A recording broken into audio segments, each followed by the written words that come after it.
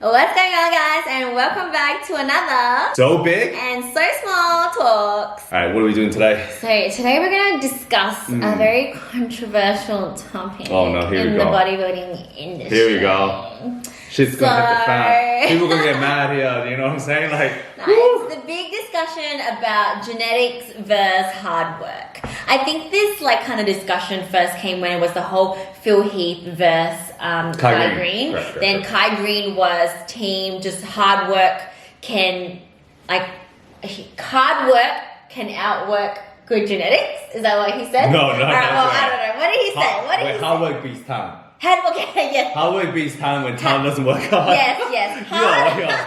That's right. Hard work beats genetics when genetics doesn't work hard. Yes. And Phil Heath said that talent beats hard work if talent works hard. Is that what he said? Along those lines. Yeah, how does it go again? Does anyone know?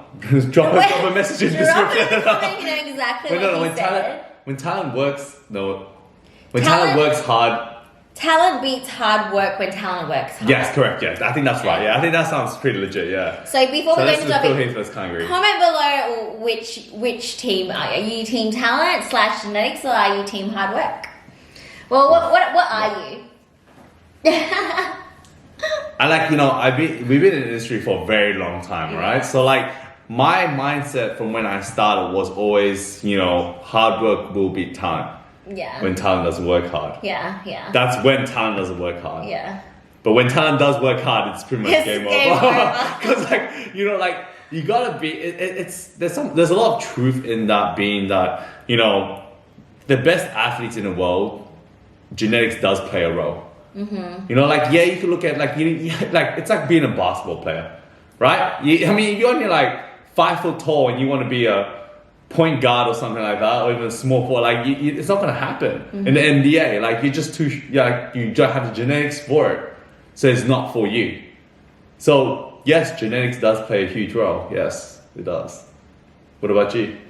Well, when I started, it's no secret that I started off really shit, okay? I was just skinny. 38 kilos of pure mass. 38 kilos of fucking skeleton and organs is literally what I was. I wouldn't even say 38 kilos of muscle, because it literally wasn't that. It was 38 kilos of bones and organs, and a little bit of muscle was what I was when I first stepped on stage. In general, I feel like I have a lot of things that are genetically not in my favor. I'm very short, so being short is not a bad thing, but being very short makes it very hard, especially now, me being a pro. There is no height classes. Even when there was height classes and I was in the short class, I was in the short class with girls that were a head taller than me, they weren't even short, but that was what the short class was. So I felt like that was holding me back. I don't put on muscle easily. That was holding me back. I don't have big clavicles, which was holding me back. I don't have big hips, so I naturally do not have an X frame. I'm kind of boxy.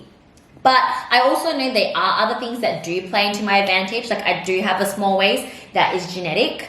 I think I do have okay metabolism in the off season. So even though I really have to grind to get lean, I am not someone that has ever had to struggle with being really, really fat. And I have eaten a lot. So in considering how small I am and my base metabolism is low, for the amount of food that I eat, I would, if someone else, I reckon, without my genetics, but kind of with the same stats as me, would probably put on much more weight than me, I believe, if they ate as much as I did, especially back in the day and stuff like that. So I do have some genetic, potential, the genetic advantage. I do have some genetic advantages. You are short. Yeah, but I also... Shorter people always are better. I also have disadvantages. So I'm like a half and half. I don't think I'm a genetic freak, but I've always been team hard work. So from the beginning, I've always been I don't have a lot, there's a lot of things going against me, but I can always outwork that. I'll always make sure that I put in the work and do whatever I need to do in order to kind of get me there. And I think I'm still in that stage. I still feel like I still need to work hard and outwork a lot of the people I'm going to be up against, especially now on the pro level. A lot of them are all genetically gifted. So I think the most important thing, take home point, is pretty much you always got to work hard. Yeah. And whether you have bad genetics or not, it does not change the fact that you can still work hard. Work as hard as you possibly can and take your physique to its best of its capabilities. But you have to also consider that, you know, if your goal is to become a professional bodybuilder and you are like definitely not even close to where you should be, like let's say you only weigh like 80 kilos and you want to be an IFBB Pro League, like a good competitor, like maybe my height, you know, it's not going to happen very easily. Yeah. And you may have to consider a different avenue. Like, you know, you can still be a bodybuilder, just choosing the right division. Yeah. And then, you know, that's right federation as well. Correct, yes. Yeah. But, you know, after seeing it more and more, it's very hard to outwork someone who has really good genetics. You can't deny genetics at the end of the day. Especially now being coaches, we see a lot of people with the genetic potential and youth on their side, like things that we just don't have. Like I think both of us, we do have like genetic disadvantages, you know. So when we see someone who has all the advantages, all the muscle, like their shape's perfect, and you're just like, well, like, man, you're going to be training for like 1 year. And you look 10 times better than me. I haven't had guys who are just really strong as well. Yeah. Like they go from like very low, like 100 kilo deadlift to like a 200 kilo deadlift within like 6 months. And I'm just like, how's that even possible? Yeah. Like, you know, and it just comes down to their structure, the genetic profile, like a European or something like that. And then just like, they just all have all this mass and they're just pretty much perfect to lifting heavy. Yeah. You know, so I definitely think it does, genetics plays a huge role. Yeah, and I think it's something that people get really annoyed by because it's something that they can't change. So they would like to ideally believe that anyone can do it. But we have to be realistic as well and know that maybe sometimes it's not for every single person. Correct. Like you have to kind of accept that and kind of accept how far you can go or how long it'll take. So I think anything is possible. I do believe that. Yes. But how long it'll take you to get there is a different story. Like, are you willing to put that blood, sweat, and tears, put everything on hold for years on end just to get to that one goal? Yeah, exactly. Like, if your goal is to get to Olympia or something like that, then you're going to put your whole life in. It's very hard, especially as an Australian, to get to Olympia. Especially as an Asian. Even the standard in like the divisions, this is getting higher and higher. You're lucky in bikini actually doesn't. I feel like the standard did get better from what it was, but there's a cap on it. Like they're like, you can't be too big as well. Yeah. Because if you're too big, they're gonna mark you down straight away. They don't care if you're the biggest one in the division. You know, you've seen it before. Like the biggest, you're like, well, she looks so good, and then all of a sudden, like they didn't place the way they wanted to. I think with bikini, it's even more genetically related because I feel like you need the structure.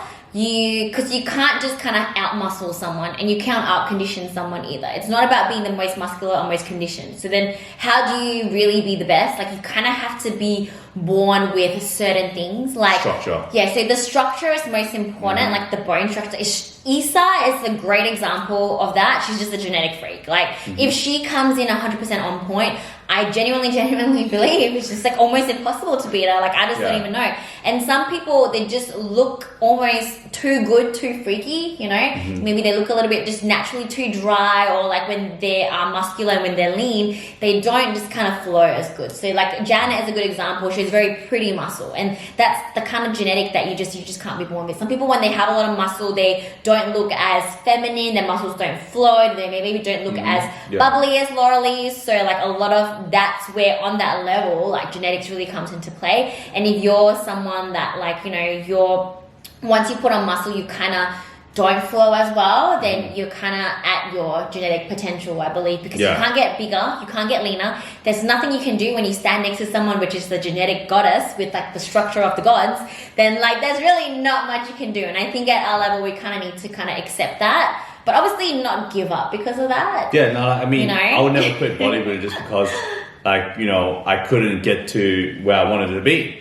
You know, the standard's getting unrealistic high. You see some of these guys, they're like just unbelievably good, like, you know, and you just like kind of feel disheartened, but at the same time, it's you gotta be realistic, you know, like if you're willing to put in like 5 more years or 10 more years of work, you'll get there. Yeah. You might become a professional eventually, but that's like 10 years down the track. Like if you can commit to 10 years of training, you know, bulking, cutting, doing the whole lot for 10 years straight, I'll guarantee if you can put on 2 kilos of muscle per year, solid lean gains, 2-3 kilos, that's like 30 kilos right there. Yeah.